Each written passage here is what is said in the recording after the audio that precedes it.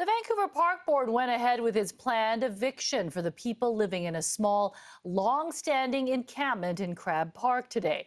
The controversial move has been met with criticism by both advocates and residents. As CTV's Yasmin Gandam reports, the eviction didn't go quite as the city had hoped.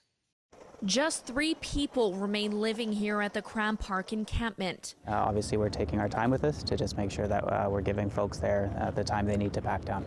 Park rangers began dismantling the tents in the early afternoon hours after giving final notices to the remaining residents and weeks after they announced plans to close the 24-hour encampment.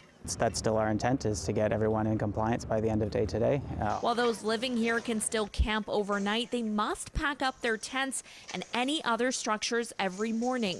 The Vancouver Park Board says it's now working with residents to find suitable accommodation. They all have responsive and thoughtful housing, income and support plans, and we do anticipate the majority of them moving into housing tonight.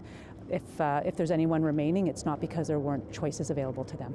But for many, it's difficult to say goodbye to a place that they call home. And they're just throwing Band-Aids at a problem, and they don't want a solution because it's a giant cash cow.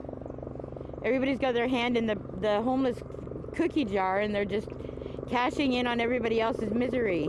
Advocates argue the camp provides a sense of community and much needed supports to those at risk. They choose their friends, they choose their circumstances, and that's the only way that they can sort of exist in as little pain as possible while still being unhoused in the incredibly expensive and dangerous city of Vancouver. The Crab Park encampment began in 2021 and remained in place in 2022 when a BC Supreme Court judge set aside eviction notices partially because the city didn't have enough indoor shelter spaces to accommodate those living here.